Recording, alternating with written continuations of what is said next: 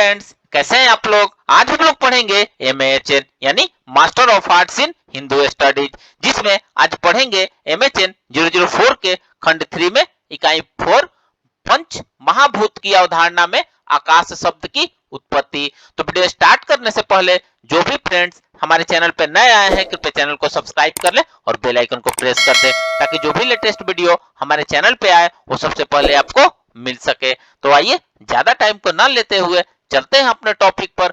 पंच महाभूत की अवधारणा में आकाश शब्द की व्युत्पत्ति के बारे में पढ़ते हैं। तो आइए वीडियो को स्टार्ट करते हैं। आकाश शब्द की व्युत्पत्ति कासरी धातु से दीप्ति अर्थ में होती है। यहाँ दीप्ति का अर्थ कांति या प्रकाश होता है।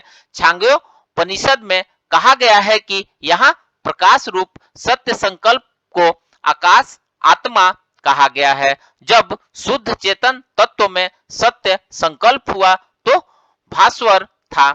यहाँ यह तो भास्वरता जहाँ व्याप्त हुई वह आकाश ही था, अर्थात भास्वरता की व्याप्ति कहाँ होगी। अतः भास्वरता की व्याप्ति हेतु जो रिक्ति थी अर्थात वहां भास्वरता है, वह आकाश है। यहाँ दीप्ति कांति या प्रकाश अर्थ में रखने वाला आकाश है।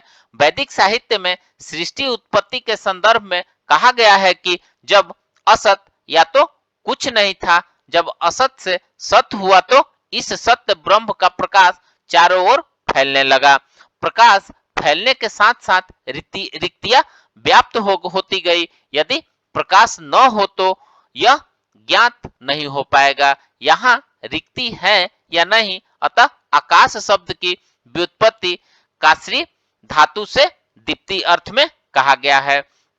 जहां हम चाक्षुष प्रत्यक्ष कर रूपत्व ग्रहण करते हैं उस रूपत्व की स्थिति कहाँ है। जैसे हम चंद्रमा या तारे को देखते हैं, चंद्रमा के चारों तरफ क्या है, चंद्रमा की स्थिति कहाँ है, तारों की स्थिति कहाँ है। इस प्रकार जिस वस्तु का हम रूपत्व ग्रहण करते हैं वह वस्तु जहाँ स्थित होती है वह आकाश है। यदि कोई ठोस वस्तु ले जिसके अंदर किसी प्रकार की सुस्थिरता न हो तो क्या उसमें कोई वस्तु उत्पन्न हो सकती है।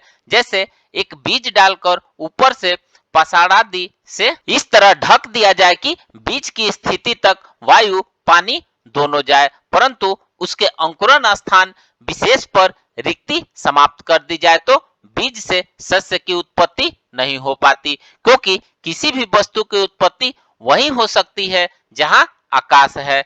जहां कोई क्रिया होती है या किसी दो द्रव्यों का संयोग होता है वहां सुस्थिरता आवश्यक होती है। यदि सुस्थिरता नहीं है तो क्रिया या गति नहीं हो सकती। अतः इस सृष्टि में जहां भी कोई गति या क्रिया हो रही है उसका आकाश है। जैसे मनुष्य की उत्पत्ति में शुक्र शोणित संयोग की क्रिया है, संयोग की क्रिया वही होगी जहां रिक्त स्थान होगा, वही आकाश है। आधुनिक विज्ञान में भी ईश्वर की कल्पना की जाती है तथा कपितः वैज्ञानिक दृष्टिगत तत्वों की उत्पत्ति के कारण इसे मानते हैं। यदि इनसे संबंधित कणों को माना जाए जिसे इलेक्ट्रॉन प्रोटॉन आदि कहा जाता है तो इनकी उत्पत्ति कैसे तथा इनकी उत्पत्ति कहाँ है, यदि ये उत्पन्न है तो इनकी स्थिति कहाँ है। इस प्रकार सूक्ष्म सूक्ष्म कणों की उत्पत्ति आदि का कारण सुशिर आकाश है। जो वस्तु बाहर से ठोस नजर आती है तथा स्वर्णादि उनके अंदर परमाणु है और परमाणुओं में कणिकाएं हैं जो धनात्मक तथा ऋणात्मक हैं। उन कणिकाओं की स्थिति भी रिक्त स्थान या सुशिर भाग में है। यदि सुशिरता न हो तो फिर उस तत्व की सत्ता भी नहीं रह जाएगी। इस प्रकार बाहर से ठोस दिखाई देने वाली वस्तुओं की स्थिति का कारण आकाश है। इस प्रकार शरीर में जितने भी छिद्र समूह है सुशिर प्रदेश है। सूक्ष्माति सूक्ष्म कलाओं के अंदर धनायन या ऋणायन का आवागमन का मार्ग है। यदि उनकी सुशिरता समाप्त हो कर दी जाए तो शरीरा भाव का अस्तित्व ही नहीं रहेगा। इस प्रकार शरीर में होने वाली विभिन्न क्रियाओं का कारण स्थान व मार्ग है। एक कोशा के अंदर विभिन्न अवयव की स्थिति का कारण आकाश है। हृदय की रिक्तियों को समाप्त कर दिया जाए तो जीवन क्रिया समाप्त हो जाएगी। इसी प्रकार किसी भी क्रिया का कारण आकाश है। तो फ्रेंड्स, इस प्रकार से आज हमने पंच महाभूत की अवधारणा में आकाश शब्द की व्युत्पत्ति के बारे में पढ़ा। तो मिलते हैं एक नए वीडियो के साथ में, तब तक हमारे चैनल पे बने रहिए। धन्यवाद।